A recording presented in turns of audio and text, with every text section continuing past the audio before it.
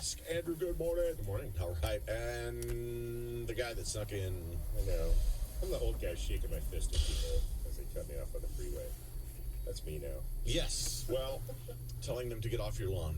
To get off their cell phone. Well, that's a whole nother thing. I'm checking my email, man. Yeah, when driving, not good. Now I'm kind of wondering here. I'm seeing some things on companies coming out with. I wonder who's old enough to know who Dick Tracy is.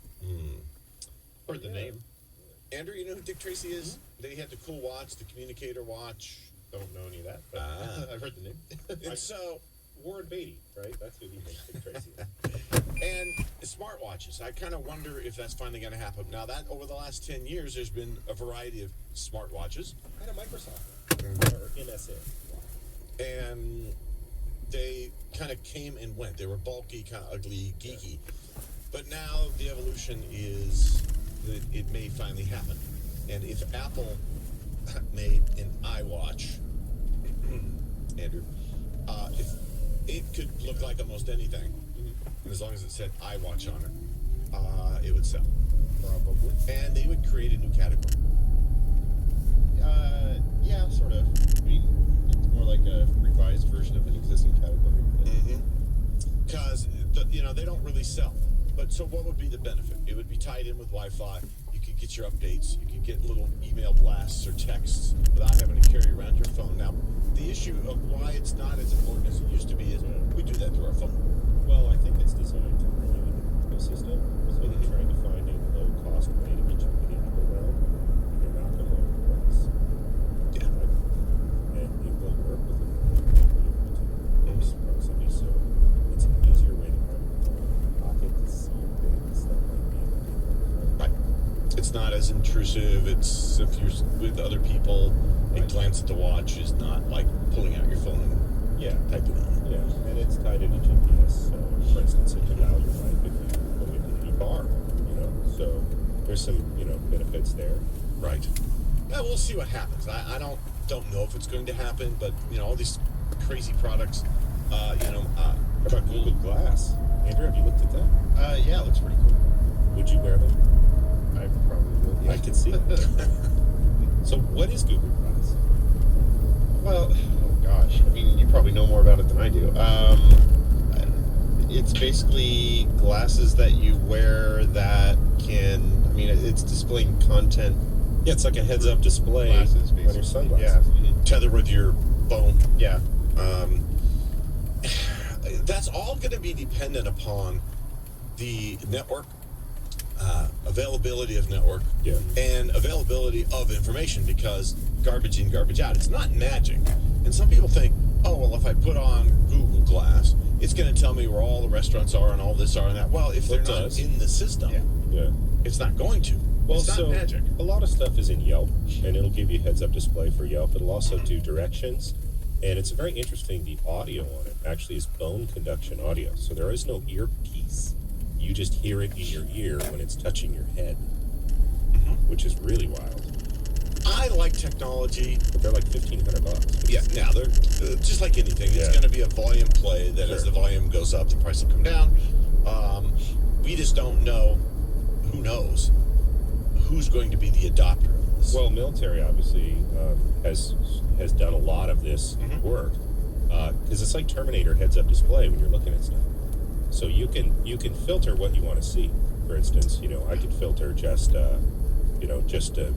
donut shops, and everywhere I look, I can see just where those were and how far they were and what the ratings were, so I would know which one to go to. Andrew, what would you filter? What if you were walking around with your Google Glass? I don't know. You can't say bars because Larry's here, so you have to pick something else. I like how Matt picked donut shops, Yeah, Donut yeah. shops. I don't know. I mean, Mexican restaurants. There you go. yeah, there you go. Uh-huh. Awesome. Yeah, you could actually, what you can do is you can say, like, show me all the best taco shops, and it'll actually show you the rankings of them as well, so you can see not only where they are, but which one is the best one closest to you. That'd be cool. Or you can say, show me all the gas stations where gas is less than, $5 a gallon. You know what I mean? Like, you can filter that way by speaking, and then it gives you the information back in a heads-up display. Someday that'll be in all our cars. I figure. Oh, absolutely. It should be. It should be right now. There's no car manufacturers are notoriously behind Mm-hmm. the ball on this, and we've talked about that. And the fact that this technology exists, it really is going to come down to a volume play, a cost issue, and it will come down to content. And content is key for people wanting these things, because if the content isn't there, there's no reason to have it. Yeah, but what if you're like an advertising salesman and you have a pair of those and you can see detailed information on every business as you walk around? Yeah, if the information's in there that's current and usable, Yeah. maybe. I love technology. It's not a matter of, well, we don't need that because back in my day. It's not that. It's kind of a matter of, is it relevant? Is the information useful? Right. Or is it annoying? If it's annoying, you just don't wear them. But Well, there's two categories of information. There's stuff that doesn't change. So when you look at like the star map apps, when you look up at the sky, it shows you where all the stars are, what you're looking at, what the constellations are, and so on. Things like roads, bridges, mountains, those sorts of things for navigation, I could see that be awesome. yep, But my understanding is Google Glass only shows it to you in one eye. So we'll have to check it out and see exactly how it works. But that kind of technology is pretty cool. very cool. Let's do this. Let's take a couple phone calls, find out what's happening out there in the computer world. Let's go to Greg in El Cajon. Greg, what's going on? Good morning, guys. How are you? Doing all right. Yeah. Good. I got a dumb question, but I can't do it. How do I get in the safe mode in Windows 8 and some versions of Windows 7? F8 doesn't work. Pulling the power doesn't work. You got a suggestion? Well, I mean, for Windows 7, it is F8. Unless maybe it No, has a I- keyboard. Is it a USB? Yeah, I mean, I've seen some, if you have like a wireless keyboard, it might not work. No, on a Acer it doesn't work. On my Dell it works. I mean, it just bounces around. I don't know if it's because of the manufacturer. But the real concern is the Windows 8. Is there a way that... Well, yeah, Windows 8, I mean, you can get into safe mode. It's a pretty complicated process. Like,